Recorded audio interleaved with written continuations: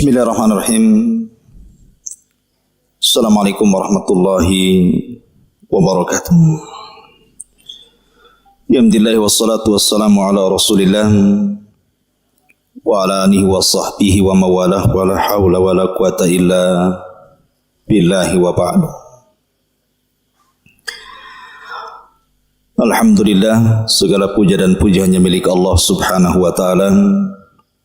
Salawat dan salam tentunya kita aturkan kepada Rasul kita yang mulia, Nabi besar Muhammad sallallahu alaihi wasallam. Dan pembahasan di malam hari ini kita akan membahas tentang malaikat yang tidak pernah turun ke bumi kecuali satu kali. Siapakah malaikat ini? Bagaimana kisahnya? Inilah yang kita akan bahas di malam hari ini. Ma'asyiral muslimin, para pemirsa dimanapun Anda berada,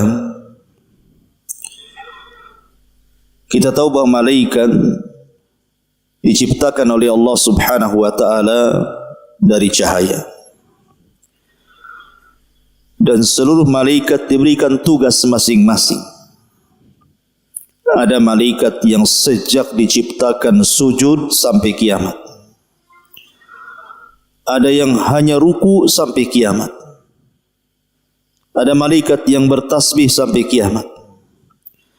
Tapi ada juga malaikat yang tugasnya jauh lebih mulia, seperti Jibril menurunkan wahyu, Mikail menurunkan hujan, dan begitu seterusnya. Tapi ada satu kisah, malaikat ini tidak pernah turun ke bumi kecuali satu kali. Bagaimana kisah malaikat ini? Ada 3 hadis yang ingin saya sampaikan. Pertama, hadis yang dikeluarkan Imam Muslim dari sahabat Abdullah ibnu Abbas radhiyallahu anhuma. Jadi suatu ketika Jibril alaihi salam sedang duduk-duduk bersama Nabi sallallahu alaihi wasallam. Tiba-tiba Nabi sallallahu alaihi wasallam dikejutkan dengan suara yang sangat keras yang disebutkan di dalam hadis sami'a naqidan. Naqid itu artinya suara pintu yang dibuka.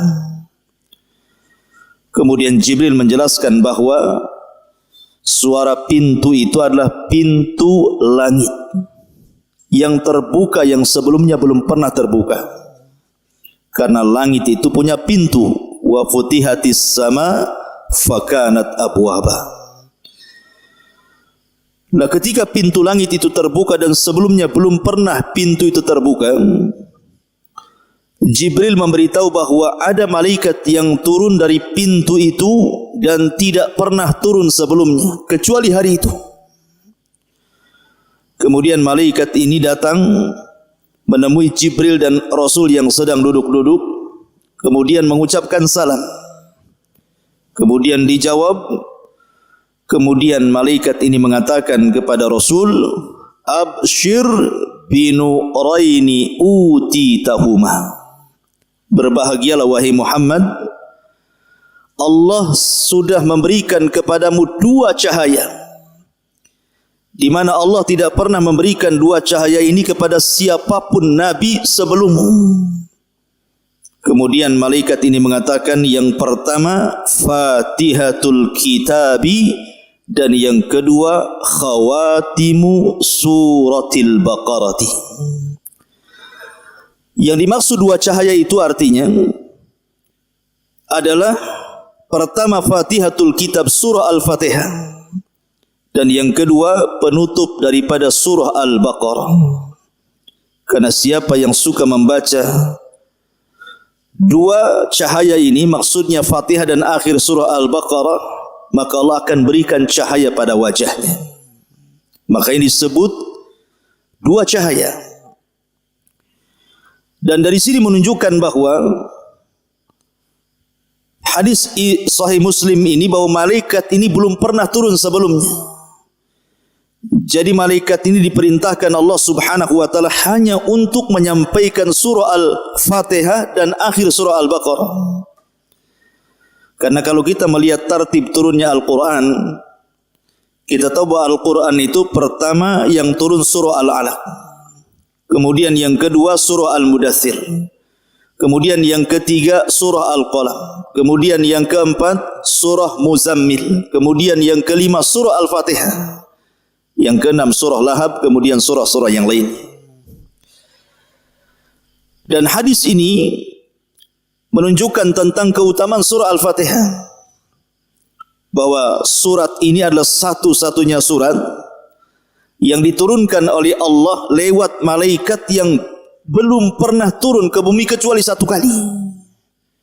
Makanya kenapa kemudian surah Al-Fatihah itu adalah seagung-agungnya surat di dalam Al-Quranul Karim. Bahkan isi Al-Quran ada pada surah Al-Fatihah. Kita tahu bahwa Al-Quran itu isinya sepertiga bicara tauhid, sepertiga bicara hukum-hukum fikih, dan sepertiganya bicara akhlak atau kisah-kisah para nabi. Dan di Al-Fatihah semua tergabung tiga-tiganya, baik tauhid, ibadah ataupun akhlak.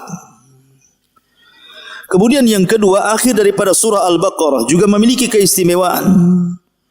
Karena siapa yang membaca akhir daripada surah Al-Baqarah setelah qiyamul lail dan witir, maka Allah akan jaga dari setiap keburukan. Ini hadis yang pertama.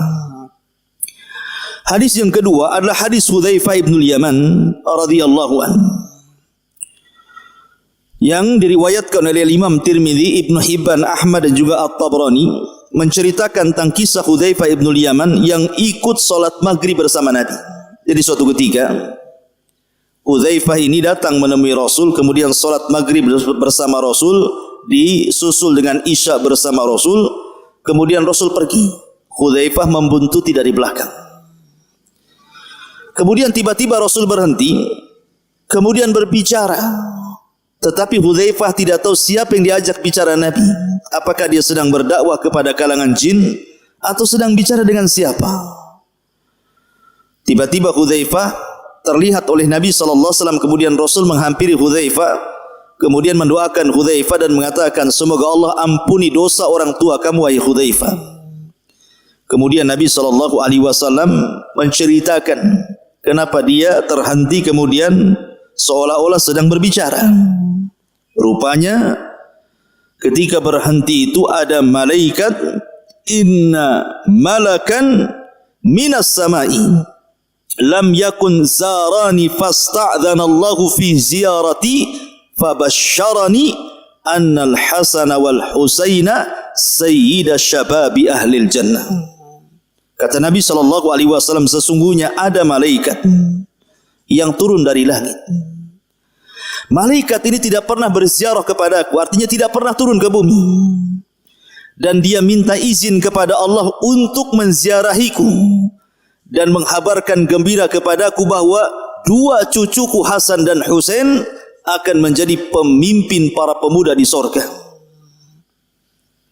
Menunjukkan bahwa di sini malaikat ini tidak pernah turun ke bumi kecuali satu kali, dan menghabarkan kepada Nabi SAW, annal Hasan wal Husaina sayyida sababi ahlil jannah, sayyida syababi ahlil jannah, bahwa Hasan dan Husain itu pemimpinnya para pemuda di surga.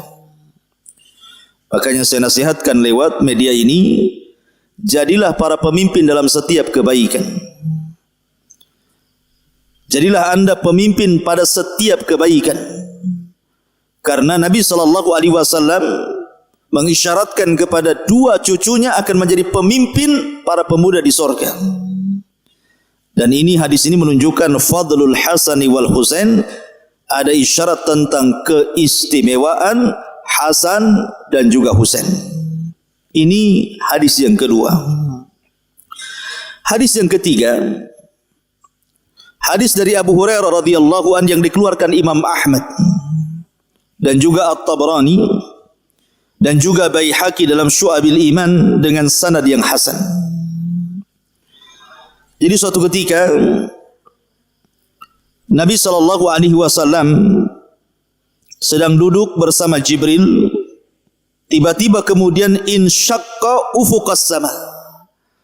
Tiba-tiba terbelah ufuk langit.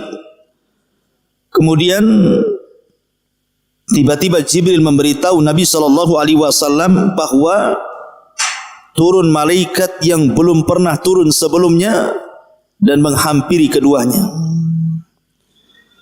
Kemudian malaikat ini tiba-tiba mengatakan, ya Muhammad, inna rabbaka yuqri'ukas salam wa yukhayyaruka baina an takuna nabiyyan malikan wa baina an takuna nabiyyan abdan. Tiba-tiba malaikat yang tidak pernah turun ini kecuali satu kali itu memberitahu kepada Rasul, wahai Muhammad, sesungguhnya Rabbmu menitipkan salam kepadamu dan Rabbmu memberikan pilihan kepadamu. Apakah engkau ingin menjadi seorang nabi plus raja, ataukah menjadi seorang nabi dan menjadi hamba biasa? Kemudian Jibril mengisyaratkan kepada Rasul untuk merendahkan diri di hadapan Allah. Maka Nabi SAW pun mengatakan kepada malaikat itu, saya memilih an akuna nabiyyan abda. Aku lebih baik menjadi seorang nabi plus juga hamba biasa, bukan seorang raja. Kemudian malaikat ini pergi dan naik lagi ke langit. Kemudian Nabi SAW bertanya kepada Jibril, wahai Jibril, itu tadi malaikat itu siapa? Maka Jibril alaihi salatu wassalam mengatakan, itulah Israfil. Khalaqahullah. Allah telah menciptakannya. Yauma khalaqahu baina yadayin safan qadamaihi la yarfa'u tarafuhu atau tarfahu bainahu wa baina rabbi sab'una nura. Ini malaikat Israfil ini diciptakan oleh Allah Subhanahu wa taala. Kita tahu tugasnya apa? Israfil ini meniup sangkakala. Dan sejak Nabi SAW diutus menjadi Nabi dan Rasul, disitulah mulailah Israfil meletakkan ujung sangkakala di mulutnya. Sampai-sampai ada kisah begini. Suatu ketika Nabi SAW tidak enak makan, tidur, minum, tidak enak. Tiba-tiba kemudian sahabat bertanya kepada Nabi SAW tentang kemurungan Nabi ini. Maka Rasul mengatakan, fakaifa un'am wa qad iltaqamahu wa qad iltaqama sahibul qarni qarnan. Bagaimana aku bisa merasakan nikmat, kata malaikat Nabi ini, sementara Israfil sudah meletakkan moncong trompetnya di mulutnya dan siap untuk meniup sangkakalanya. Makanya wajar Rasul mengatakan bahwa antara dia Rasul sallallahu alaihi wasallam dan hari kiamat itu seperti dua jari, kata Rasul, jari tengah dan jari telunjuk, karena dekatnya. Kenapa? Karena tidak ada nabi sepeninggal Nabi sallallahu alaihi wasallam. Inilah kisah tentang malaikat yang tidak pernah turun ke bumi dan hanya satu kali turun ke bumi di 3 riwayat yang saya baca. Mudah-mudahan ada manfaatnya. Subhanakallahumma bihamdika asyhadu an la ilaha illa anta astaghfiruka wa atubu ilaik. Allahu ta'ala a'lam. Assalamualaikum warahmatullahi wabarakatuh.